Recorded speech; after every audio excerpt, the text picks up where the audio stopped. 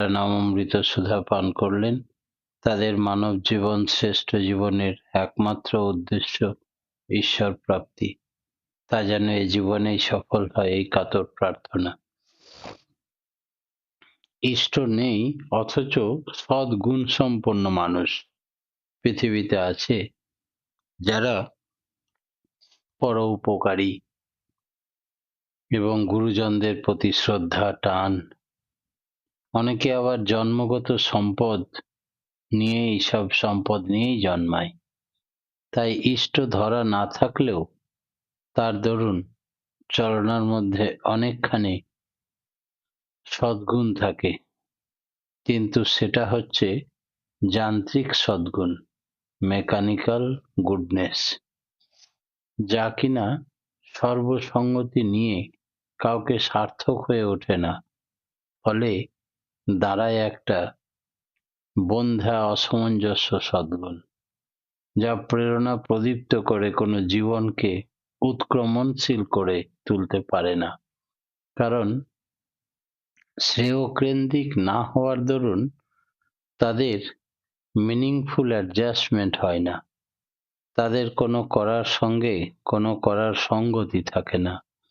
আর শ্রেয় মানেই শ্রেষ্ঠ পুরুষ, দৈবী প্রকৃতির সম্পন্ন যারা, তারা উপযুক্ত ইষ্টকে গ্রহণ না করলেই শতই শ্রদ্ধাবান থাকে। ইষ্টের সন্ধান পেলে তাকে গ্রহণ করতে তাদের কোনো অসুবিধা হয় না, কিন্তু হীনত্ব বুদ্ধি ঈর্ষা আক্রোশ প্রবৃত্তি পরায়ণ মানুষ কিছুতেই তারা ইষ্টকে ধরতে চায় না। তারা নিজেরাই কৃতিত্ব অর্জন করে কিংবা প্রতিষ্ঠার লোভে পরোপকার করে, আর মোলায়েম বাহ্যিক চালচলন নিয়ে চলে। তাদের দৈন্য অর্থাৎ ভেতরের অসঙ্গতি এবং অসামঞ্জস্য প্রতি পদক্ষেপে ধরা পড়ে, তাদের শেষ পর্যন্ত শেষ রক্ষা আর হয় না, মাঝপথে এলিয়ে পড়ে। প্রকৃতি বড় কঠোর পরীক্ষক, দুনিয়ার বুকে দীর্ঘদিন কেউই ফাঁকি দিয়ে চলবার জো নেই। আবার হীনত্ব বুদ্ধি যাদের বেশি, তারা সদ্গুরু পেলেও তাদের গ্রহণ করতে পারে না। আত্মসমর্পণের কথায় তাদের সমস্ত সত্তাটা যেন থেঁতলে ওঠে। গুরু সর্বস্ব জীবন ঠাকুর চাইছেন, you are for the lord not for others, you are for the lord and so for others. কেন? ইষ্টের চেয়ে থাকলে আপন ছিন্ন ভিন্ন তার জীবন। গুরুই সর্বস্ব। গুরুর গৌরব যত বাড়াবে তত তুমি গৌরবান্বিত হবে। একেই বলে কেন্দ্রানুগ আকর্ষণ।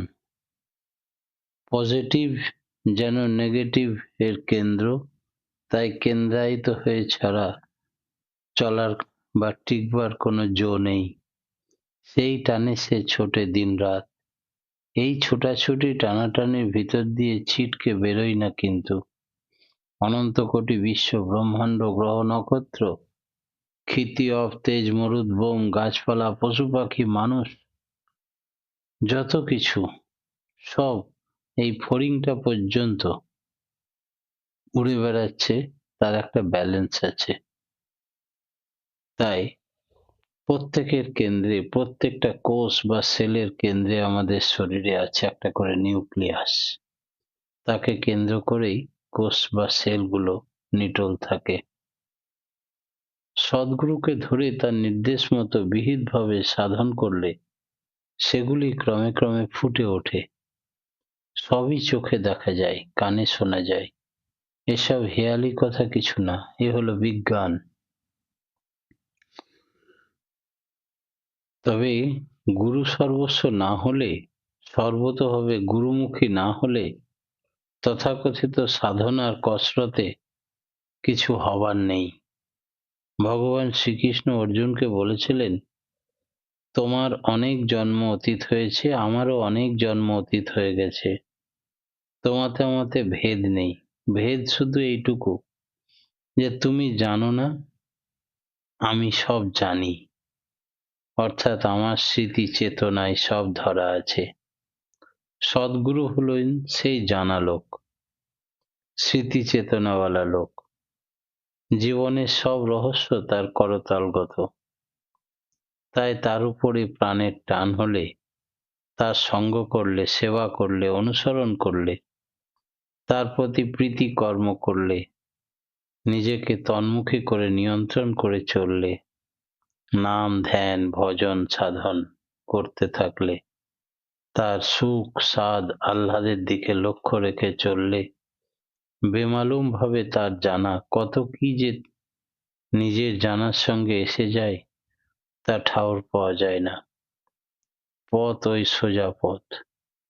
সদ্গুরু হলেন মূর্ত বেদ।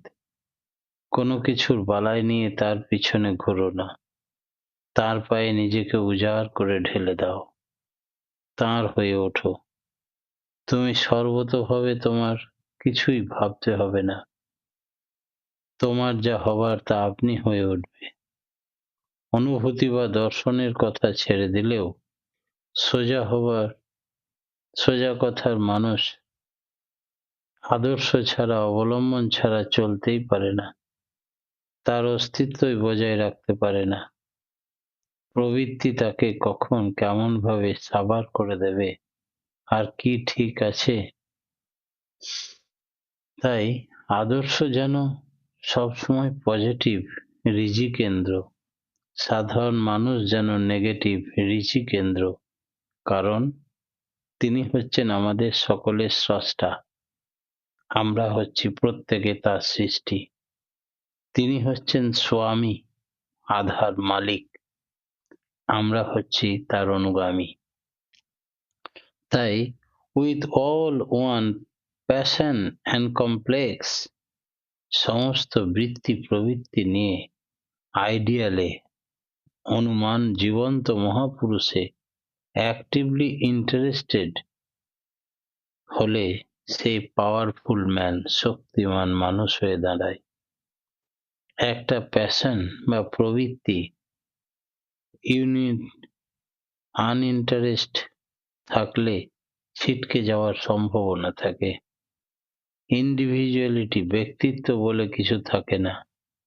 ইন্ডিভিজুয়ালিটি বা ব্যক্তিত্ব মানেই আদর্শে কমপ্লিটলি ইন্টিগ্রেটেড, সংহত হয়ে থাকা। একমাত্র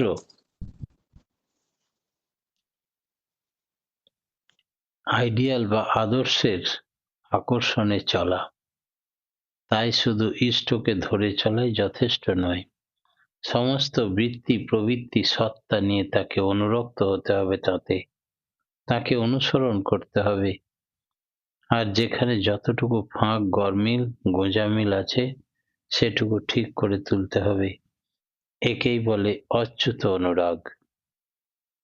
যে আমার কোনো কিছুর দ্বারাই প্রতিহত না হয় সেই ধন্য। এই অচ্যুত অনুরাগ সম্পূর্ণ যারা, তাদের সম্বন্ধে গীতায় ভগবান শ্রীকৃষ্ণ বলছেন, অপি চেত সুদূরাচারা ভজতে মামন্য ভ্যাক। অর্থাৎ সাধুরা মন্তব্য সাম্যক ব্যবহৃত সাম্যকভাবে ইষ্টনিষ্ঠ না হলে মানুষ সাধুও হয় না, সন্ন্যাসীও হয় না। আর সাম্যকভাবে ইষ্টনিষ্ঠ হয়ে ওঠে যে, সে যদি লাখ দুশ্মনও হয়, তার দুশ্মনীও পূর্ণ প্রভাব বিকশিত করে।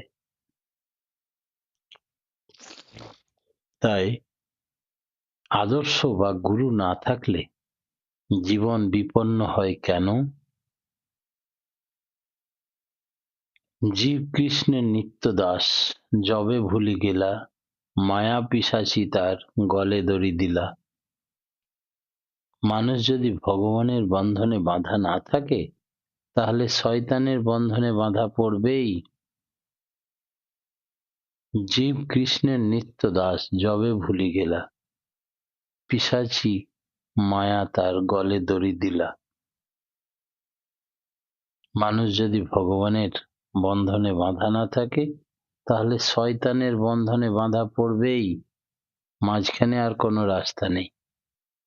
যে কোনো না কোনো রকমের শয়তানের আবার অনেক সময় ধর্মের মুখোশ পরে আসে, সে বলে কোনো জীবন্ত আদর্শকে সে ধরতে হবে, তার মানে কি আমি সৎ পথে চললেই হলো, সৎ কাজ করলেই হলো। এই যুক্তি নিয়ে মানুষ বেশ ভালো লাগে, কিন্তু মানুষ চললেই হলো আর বললেই হলো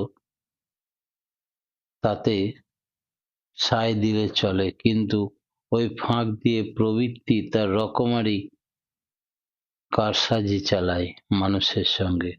মজা এমনি যে মানুষ ওই অবস্থায় প্রবৃত্তি অভিভূতি বলেই চিনতে পারে না নিজেকে। চিনবে কি করে? সে তো প্রবৃত্তির রঙে রঙিন হয়ে থাকে। সে যে তৎস্বরূপ লাভ করে তাতেই সে গুলিয়ে থাকে। তাই সর্বশাস্ত্র বলছে প্রেরিত পুরুষ শরণাগতির কথা। গীতায় আছে সর্বধর্মান পরিত্যাজ্য মামেকং শরণং ভজ, অহং তং সর্ব পাপেভ্যো মোক্ষস্বামি মা শুচি। বাইবেলে বলছে I am the way, I am the truth, non can go to the father but through me. I am the way, I am the truth, the goal. None can come to the Father but through me. বৈষ্ণব শাস্ত্র বলছে শ্রীকৃষ্ণের যতেক লীলা সর্বোত্তম নরলীলা, নরবপু তাহার স্বরূপ। গোপবেশ বেণুকর নরকিশোর নবকিশোর নটবর, নরলীলার হয় অনুরূপ। আবার চণ্ডীদাস বলছেন শুনো হে মানুষ ভাই, সবার উপরে মানুষ সত্য, তাহার উপরে নাই। কোরআনে বলছে প্রেরিতকে বাদ দিয়ে ঈশ্বরের উপাসনা হয় না। বুদ্ধদেব বলছেন বুদ্ধং শরণং গচ্ছামি, শরণং ধর্মং শরণং গচ্ছামি, সংঘং শরণং গচ্ছামি। তাই গোড়ার কথাটা হচ্ছে ওই আইডিয়াল, আদর্শ, সিলেকশন, নির্বাচন, তাতে সব সময় লক্ষ্য রাখতে হবে তিনি পূর্ববর্তীতে নতি রেখে উইথ অল ফুলফিলমেন্ট, সব পরিপূরণ করে চলেছেন কিনা। কেমনতর সর্ববৈশিষ্ট্য পরিমাপ পূরণী মানুষকে অবলম্বন করে সমগ্র জনমণ্ডলী সংহত হয়ে ওঠে। ব্যষ্টিয় সমষ্টি তখন ধর্ম, অর্থ, কাম, মোক্ষ আপনি উপচে ওঠে প্রত্যেকের জীবনে। অভাব বা খাঁকতি বলে কিছু থাকে না। আদর্শকে অবলম্বন করে চলা অত্যন্ত নর্মাল বা স্বাভাবিক, সহজ একটা স্বভাব সিদ্ধে পরিণত হয়। বরং এটা কঠিন বলে মনে হয় যারা করে না তাদের ক্ষেত্রে। অনেক কষ্ট, অনেক বেশি, তবুও মানুষ কষ্ট করে বিপথে চলে। সামান্য যারা মদ খায় শুনেছি বুক জ্বলে যায়, কত কষ্ট, অ্যাসিড সেটাকে গিলে খায়। আর যদি সৎ কাজের জন্য কোনো এর থেকে অনেক কম কষ্ট, ভোরবেলায় উঠে স্নান করে ইষ্টের নাম ধ্যান পরায়ণ হয়ে মহানন্দ ভোগ করে, তাতে 2-4 দিন করার পরেই অভ্যাস হয়ে যায়। সমস্ত বিকৃতি দূর হয়ে যায়। বিকৃত বুদ্ধিতে ছড়াছড়ি আমাদের দেশ। একটি ইষ্টপ্রাণ সৎ মানুষ দেখলে বোঝা যায় চোখ, মুখ, চেহারা, চাহনি, কথাবার্তার মাধ্যমে যেন ধর্ম ফুটে বার হয়। ইষ্ট ছাড়া এক পাও চলা সম্ভব নয়। এই প্রসঙ্গে একদিন ঠাকুর বলছিলেন যার আধিপত্য আমাতে থাকার দরুন জগতে যা কিছু বোঝা যায়, জানা যায়, সত্তানুপোষণী করে নিয়ন্ত্রণ করে চলতে পারে, সে সবের উপরে আধিপত্য বিস্তার করা তার পক্ষে সম্ভব। যাকে দিয়ে, যার দ্বারা বিশ্ব ব্রহ্মাণ্ডের অনন্ত বৈচিত্র্য বৈশিষ্ট্য সংহতি আমার কাছে উদ্ভাসিত হয়ে ওঠে, সেই তিনি হলেন আমার ইষ্ট, আমার ভগবান, আমার ঈশ্বর, সুতরাং এক পাও তাকে ছেড়ে চলা সম্ভব নয়। প্রত্যেকটা শ্বাস, প্রত্যেকটা মুহূর্ত আমরা তাঁর দয়ায় বেঁচে থাকি। আমাদের শরীর ক্ষিতি, অবতেজ, মরুদ্গম ৫টা জড় প্রাকৃতিক উপাদানে তৈরি। তার দয়াতে আমরা জ্যান্ত হয়ে আছি। দৃষ্টি দান করেছেন, চলৎ ক্ষমতা, সৎ চিদ আনন্দ বিদ্যমান। তিনি জেনারেটর স্বরূপ, তিনি শক্তি স্বরূপ। তিনি ছেড়ে গেলেই ডেড বডি হয়ে যায় শরীরটা। এই পৃথিবীতে বাঁচার জন্য সমস্ত রসদ তিনি প্রকৃতি থেকে আমাদের যোগান দেন। যদি আমরা কখনো হসপিটালে বা নার্সিং হোমে ভর্তি হয়ে থাকি, তাহলে জানতে পারি অক্সিজেনের কি দাম। তিনি অফুরন্ত অক্সিজেনের সিলিন্ডার দিয়ে রেখেছেন প্রকৃতিতে। আমরা সারাটি জীবন বিনামূল্যে অক্সিজেন গ্রহণ করি তার দেওয়া। আমাদের প্রত্যেকটা মুহূর্ত তার অবদানের শেষ নেই। তাই তিনি পরম প্রেমময়, পরম দয়াল। গুরুকে মানুষ ভাবা নিষেধ কেন? শাস্ত্রে বলছেন গুরুকে মানুষ ভাবতে নেই, ওতে আকুতি কমে যায়। তাই বলে অমানুষ ভাবতেও বলিনি। তাহলে কি বলছে? না তো দুঃখ ব্যথায় আমরা যদি বিচলিত না হই, তবে তার নিরাকরণের চেষ্টা যদি না করি, যেমনটা আমরা প্রিয়জনের বেলায় করে থাকি, তাহলে সেটা হবে ভণ্ডামি। তাই মন গড়া ধারণা আরোপ না করে ভালোবাসলে যেমন করে তেমনি করাই ভালো। এর সঙ্গে সঙ্গে সাধন ভজন নিয়মিত করা চাই। এর মধ্যে দিয়ে তত্ত্বত তিনি কি ধীরে ধীরে ফুটে উঠবে। আমাদের দেশে গুরুজন অনেককে বলে ঠাকুর, তার মনে তিনি ঠোক্কর লাগান। আবার টান থাকলে ঠোক্করের ফলে আমাদের কমপ্লেক্সগুলো ছেড়ে পড়ে এবং আমরা লাভজনকভাবে সুনিয়ন্ত্রিত জীবন পাই। With every meeting, every moment, সমস্ত ক্ষেত্রেই আগেই যেন ঠাকুরের বাণীগুলো মাথায় এসে লাগে, এই করা উচিত, এই করা উচিত নয়। তখনই আমরা প্রবৃত্তির পথ থেকে সরে আসি, গুরুর পথ ধরে চলি। তিনি হচ্ছেন বিবেক স্বরূপ, চৈতন্য স্বরূপ। তিনি বলেছেন, আমি ঘটে ঘটে চৈতন্য রূপে চৈতন্য দান করি, মহাভাব সমাধি অবস্থায়। গুরুতে অনুরক্ত হতে পারে না কারা? যারা টাকার লোভে যদি কেউ ভক্ত সাজে, তাহলে গোড়ায় সেই ভাব নিয়ে আচরণ করলে ঠাকুরের স্বার্থান্বিত হয়ে ওঠা মুশকিল। পরিবর্তন হওয়ার নয়, এমন লোকও আছে পৃথিবীতে। আলোর কাছে কতকগুলি পোকা আসে, আলো দেখে ছুটে আসে, আলোতে আত্মহুতি দিয়ে তারা খুশি হয়। আবার কিছু ব্যাঙ টিকটিকিও আছে, তারা সেই পোকাগুলোকে দেখে আসে, তারা একটি একটি করে তাদের ধরে ধরে খাবে, তাদের আহারের লোভে। ভক্ত সেজে যেমন কিছু লোক আসে, যাদের একমাত্র উদ্দেশ্য হলো অনন্য ভক্তদের গুরুর গুডনেস বা সদাশয়তার অ্যাডভান্টেজ সুযোগ নেওয়া।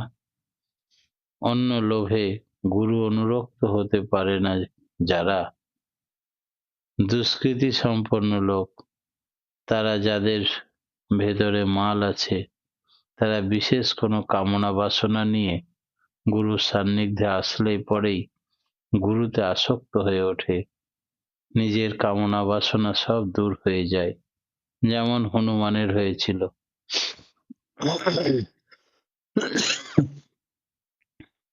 হনুমান কত স্বাদ লুকিয়েছিল তার ভেতরে,